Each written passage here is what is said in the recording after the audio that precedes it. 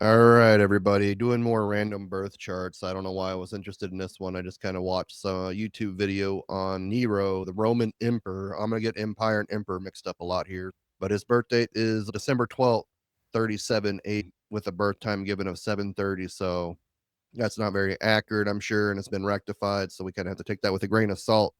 There's a lot of conflicting information about the Emperor Nero.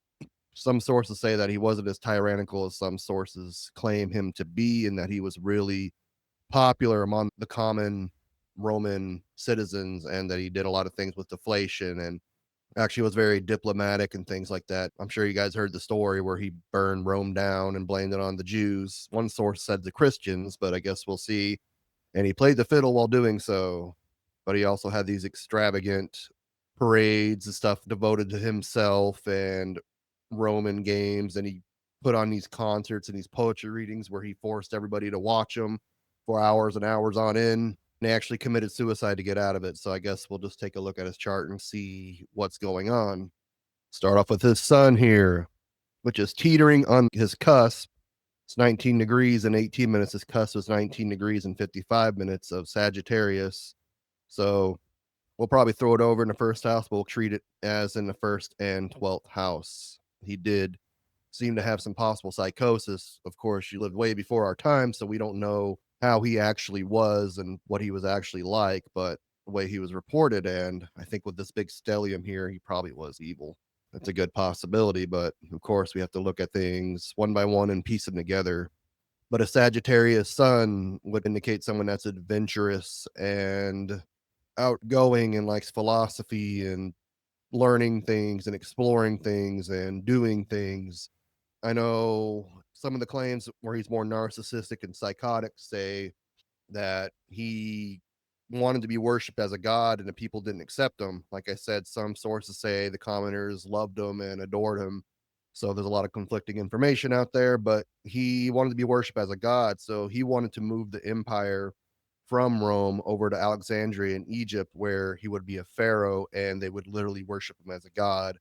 And that was the straw that broke the camel's back, because that would have relinquished a lot of political power from his generals and his staff and his guards and things like that. Yeah, so that could be it where he wanted to be. I mean, with your sun right here on your ascendant and his conjunct Pluto and Mars and all that right here, that's pretty nasty. That's someone who wants a lot of power and a lot of self admiration and people to adore him and people to worship and bow down to him. So, from the looks of his chart, it does look like he might have been a psychotic narcissist, as history often claims him to be. But yeah, so he did want to move to Rome. Also, Seneca, the Stoic philosopher and playwright, was his tutor and wrote a lot of his speeches and stuff like that. So he had a big philosophy influence. And records indicate that he had Seneca commit suicide. So that's pretty dark and stuff too, with Pluto there and having a philosopher commit suicide. It's an interesting correlation right there. All right, next we'll look at his moon, which is really important. It is conjunct his south node in Cancer in the seventh house. So normally, just looking at this by itself, you'd say this is like one of the most ideal placements for a moon, possibly, that he would be this sweet, nurturing person, and he would really love and adore relationships, and one-on-one interactions would be very special and keen to him. But we got to look at its conjunct the south node and what's going on there. I'm actually going to do a chart reading on this one woman. She has a very similar configuration. Her south node is in the seventh house Cancer, and her north node is in the first house in Capricorn. So this would indicate somebody, we're not talking about the node yet, but his mother was a huge influence in his life and his rule. He was actually born under somebody that wasn't the emperor, and his father died when he was 3 years old.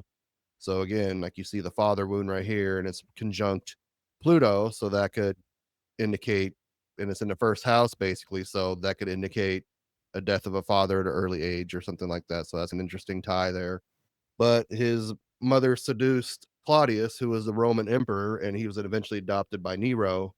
And after years and years of being very political and things like that, she convinced him to make Nero the heir to the throne. I think she even did some Game of Thrones stuff and assassinated the other heirs. Nero came into power that way at the age of 16. And for years and years, she was kind of running the emperor precariously through him. So he was the one technically in charge, but she was the one calling the shots. And after a while, he got tired of that. He wasn't able to rule, so he did an assassination attempt. And this is really interesting too, especially since he has this Sagittarian element to him and this watery Cancer element, and it's the mother because it's the moon.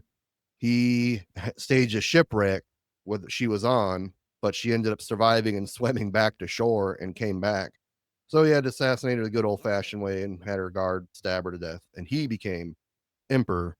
But he also had a woman, his wife, who would soon become his wife, was talking in his ear and controlling him. So he has these issues where he's controlled by women. He listens to women and not very nice, subtle, gentle women. He's really toxic, evil women. So he had his mother kind of whispering in his ear for a long time. Then he had his wife whispering in his ear, and things went downhill from there.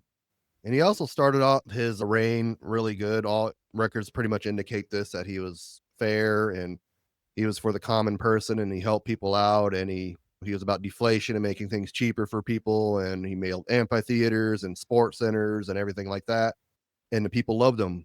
But there was just something that happened, according to some records. Again, it's very conflicting, that he just kind of snapped and maybe had this psychotic break.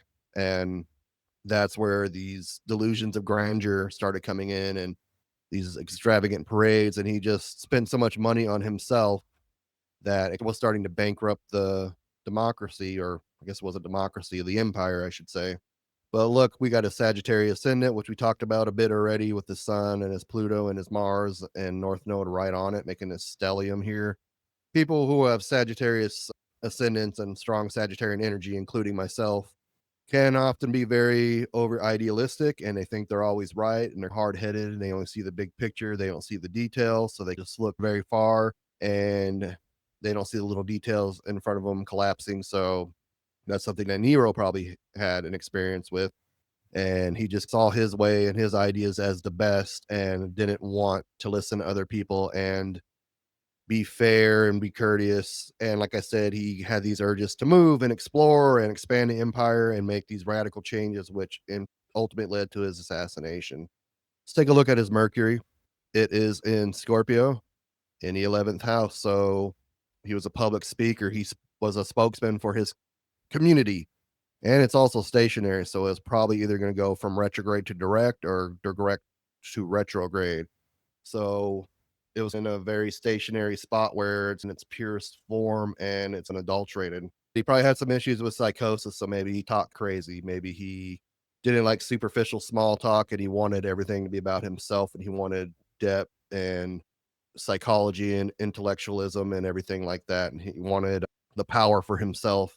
Scorpio and Pluto are about power, they're about dominance and self assertion. So maybe he wanted to be where he spoke in front of other people. So the Mercury in Scorpio, he might have wanted just deep conversations and then like small talk and things like that. Or maybe he just spoke crazy. Maybe he was just super delusional and psychotic and really narcissistic. Scorpio can be a very narcissistic, uncaring, cruel sign too. And he ordered people to commit suicide and expelled them and put them in exile and things like that. So probably ruled with an iron fist is what it's showing. Got more first house energy here with Venus in Capricorn. So definitely wanted power. He maybe used people to get in positions of power. People used him to get in positions of power. As we talked about his mom and his wife over here with this moon energy, that was a super strong influence for him and got him into power. So we kind of use people to get the power because this is about power and control too. So like these signs right here, really about power and control and dominance. When I first heard about Nero, I figured he'd have a lot of Leo energy because he put all these like performances on and stuff like that and forced people to watch him for hours and hours on end to the point where people even just pretend like to kill themselves or pretend to die just to get away from it. He's probably also cold and cruel to other people. That's how he related. So he probably wasn't a very nice guy and very nice to people, very dispassionate and despondent towards people and just used people to get a leg up in what he wanted to. And it's in the first house, so it indicates something that's very selfish and did it for himself, or maybe he wanted people to admire him. He wanted people to see him as powerful and strong and others as subservient to him. We got Mars here, which is in the middle of this giant stellium in Sagittarius in the first house. So again, about power and cruelty and dominance. He's got the Sun and the Ascendant conjunct and Pluto. So it's about self power, self control. He wanted people in foreign lands. He wanted to rule over them. He wanted to be worshipped by everybody. He wanted to go to Alexandria to be worshipped as a god. And he was going to do that through coercion and violence. Mars in the first house, again, it's in the house that it rules and it's associated with, which is Aryan energy, but it's in a fire sign. So it expresses itself in a way it wants to. So it's about taking action, about foreign diplomacy, about foreign relations and things like that, about philosophy. He killed a philosopher, or he had a philosopher kill himself. Interesting having other people commit suicide on their own volition and forces them to commit suicide. I think that's very interesting. But he might be very direct in his speech. This is again like Donald Trump energy. Donald Trump had Mars kind of conjunct the ascendant in the first house. So maybe Trump is the reincarnation of Nero. Who knows? So very adamant about getting his way, very vocal about getting his way, very vocal about asserting himself and being dominant and being in charge and telling people what to do, and probably very violent, maybe even violent towards himself. There's even rumors that he would sneak out at night and just kill people. So essentially he was a serial killer. So this is a very strong energy of someone who's just this crazy tyrant, especially since we got all this stuff that's bleeding over in the 12th house too about psychosis and delusions. He seemed like he was just psychotic, and maybe he was just so narcissistic that he just had these delusions of grandeur and they just too far and they were just too strong. But yeah, very violent, very forceful person. But people who have Mars in the first house, of course, aren't always going to be these raging, violent narcissists who are very temperamental, but sometimes they are. Like Donald Trump, he's kind of getting there, it seems. And again, if you'd watch my content, I'm not a leftist or anything like that either. I'm in the middle, and I think both sides are just a little fruity for me. But let's go look at his Jupiter, which is about power and not really power, but expansion and growth. But it does rule empires, and in the sign of death of Scorpio, and it's in the 11th house. So he wanted political influence over his community, which was Rome, which he ruled. And with it in such a dark sign, doesn't necessarily mean it's evil, but the power that he wanted, the growth and the expansion and stuff like that. And he got it in Scorpio, which is about death and psychology and things like that. So maybe he had major psychological issues. Maybe he thought he was so much better because Jupiter can be grandiose and it's in his community. So it's around the people that he wants and future thinking and stuff like that. But he did help grow in a lot of ways. But then again, he siphoned and sucked it away. It's like a scorpion that just shoots its venom in you and it depletes you and makes you sick and die. So he put his toxin in Rome and was depleting it slowly and making it a big, extravagant parade and festival and concert where it's about him.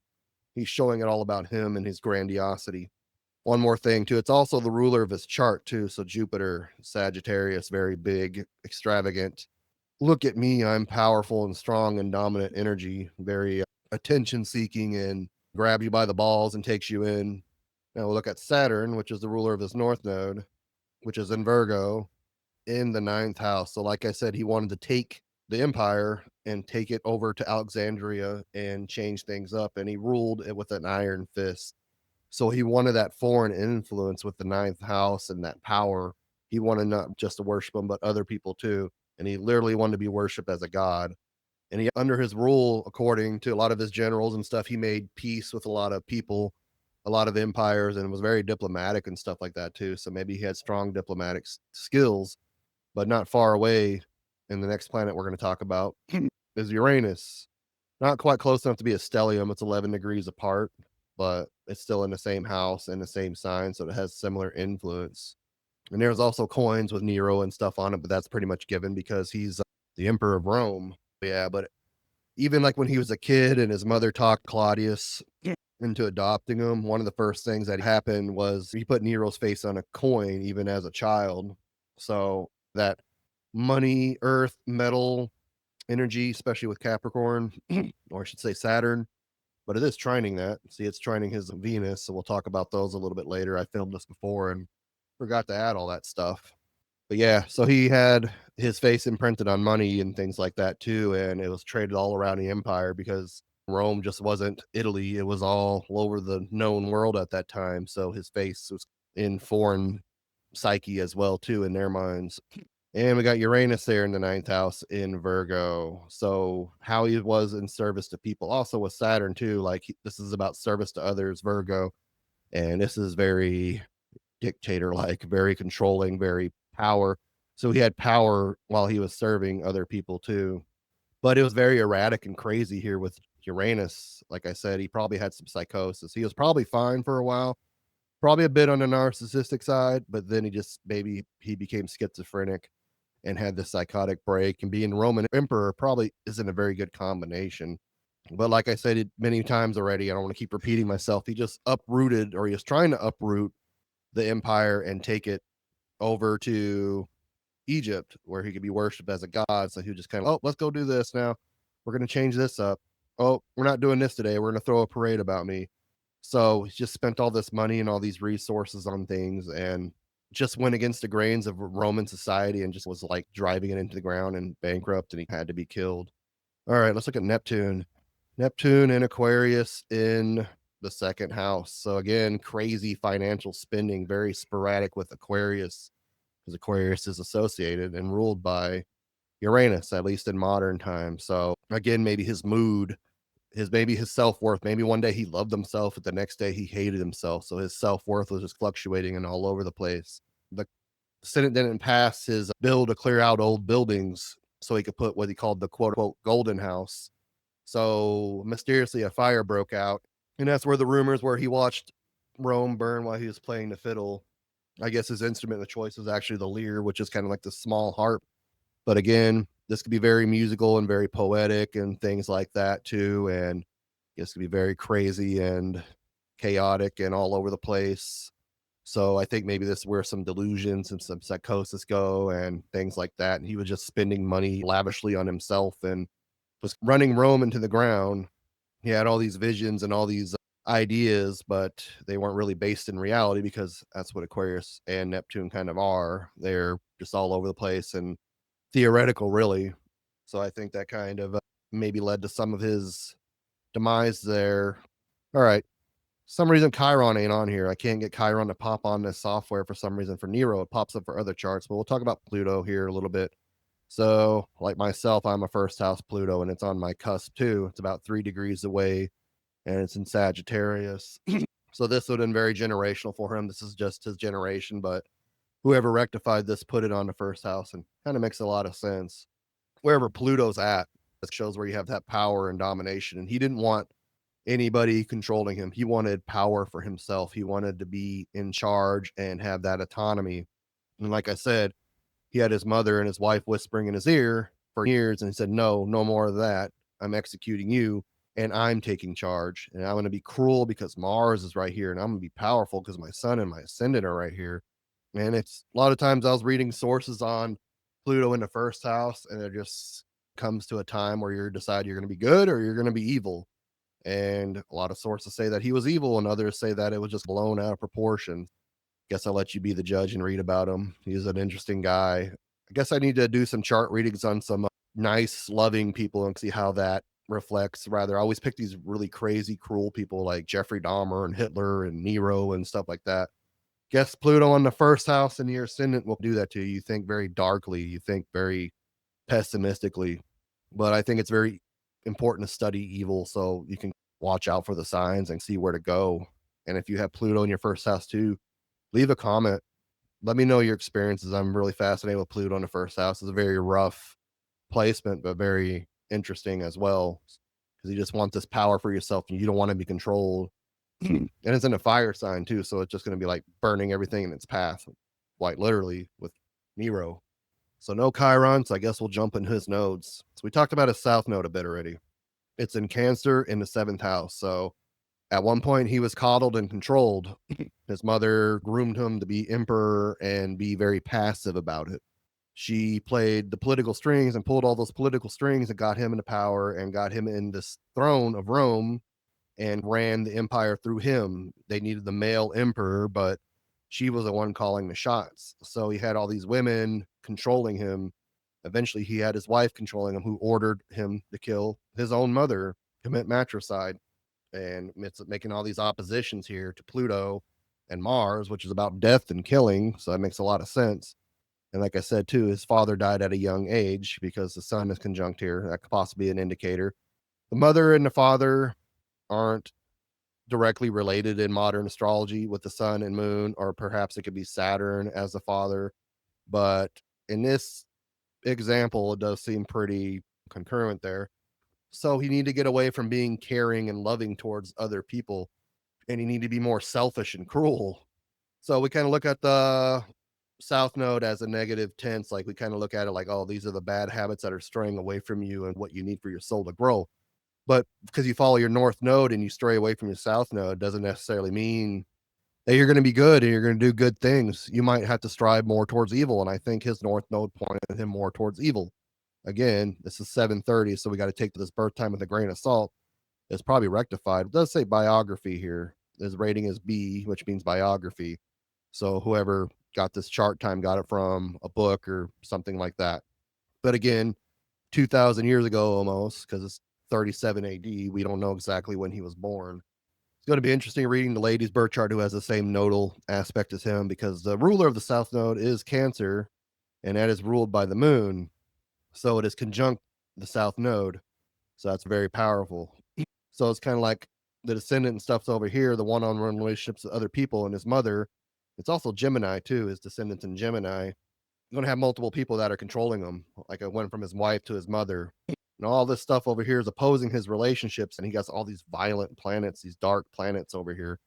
And his north node's in Capricorn, which the ruler is Saturn, which isn't any much nicer. So he needs to stray away from being calm and caring and forgiving and loving and be more selfish and cruel and seek power and dominance and not share affection and love with other people. So that's what he needed to get away from, according to this. Again, his birth time could be wrong, but it's pretty interesting and does seem fitting. And it is making a square to the ruler of his north node, which by default is making a square to the north node as well. So there's this T square going on. So this nodal thing, like with women, against all this masculine, dark, death energy going back and forth, and it's going up to Saturn up here, and just making this vicious cycle because these squares are 90 degrees and it's considered a rough frictional aspect, and these red lines right here are 180 degrees in opposition, and it's very similar. So they say oppositions are energy that is outside of you. So this is himself, this is the first house, and this is other people, and a lot of feminine energy. So it's like this masculine side, this cruel streak against women. So if he had like women that were telling him to be more compassionate and caring, maybe that would have been a little bit more beneficial. But history didn't seem to work out this way. And he needed to strive to be more violent and dangerous and grotesque. He had something going against him. So the thing that's holding him back is something that he needed to adjust to define power. That could have just been it. Like he was an outsider, like the foreign influence. He was Roman, but he wasn't in the bloodline of the Roman emperors. His mother was a great granddaughter of Augustus. So his great great grandfather was Julius Caesar. So I guess that isn't true. But anyways, like power escaped him. He wasn't an heir to the throne, but his motherly influence put him in his position of power. And maybe if he just would have been a normal Roman citizen, maybe this stuff wouldn't have happened and he wouldn't have done the terrible things that he did and rained havoc on everybody. And if you're liking this, soon I should hopefully have my license where I can practice astrology. And you can go to my website, www.nicholsastrology.com, and book a reading. If not, just check out my website and read my blog. I'd appreciate it. Also, if you like this, can subscribe. Look at his north node a little bit more. So more power, more control. It's conjunct Mars, it's conjunct Pluto, it's conjunct Sun, and the ruler is Saturn. All these planets are dark and powerful and brooding and selfish, and he just needed to shine his light and be a leader. It was dipping its toe in the 12th house, just getting out of it. So there's some psychosis going on there. There's some mental instability. There's like he's a prisoner in himself. So he needed to strive to be this strong, powerful, masculine energy, but at the same time, it was holding him back. But his mother was like the middle person, basically talking and getting in this power position. So that was in his way, and that was the goal at the same time. So very interesting power there. But he needed to get away from being caring towards others and be more selfish and cruel and violent, which is interesting. Look at some of these aspects here before we wrap it up. So we got Venus making a trine over to Saturn. So again, like I said, and that's the ruler of the Venus right here, or at least the Capricorn element of it. So using people to get a step ahead, using people to get in charge. And maybe, I don't know a whole lot about Neo. So he used people to get political advantage and get power, and making a trine to Saturn. That definitely does solidify that argument a lot. We got a sextile from Venus, looks like, to Uranus right here. So he probably had great speaking skills, but he was probably just really crazy and all over the place and stuff too, because it is in Scorpio and this is Uranus after all. And this is in servitude of other people. So maybe relationships with other countries where he just, people are like, who is this nut? Who is this madman? We don't want to do business with you.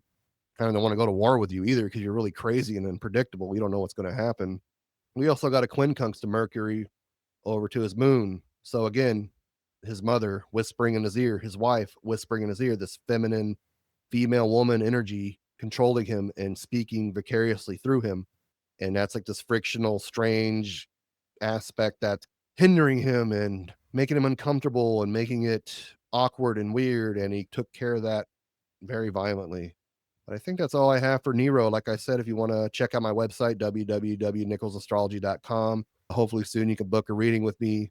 Right now, as of 6/13, 2025, I am practicing synastry, which is where you place two birth charts on top of each other with another person and see how you compare and contrast with things. So there's composite birth chart readings too, where you combine two birth charts into one in the midpoints and you make one relationship into a whole chart and see what you need to accomplish with one another. And astrocartography and relocation astrology, where places in the world will be good for you or bad for you, or what kind of you want to accomplish and get out of life. And it's really interesting. So I am experimenting with those right now. So if you see this video and I'm still doing it, hit me up and maybe we can work something out.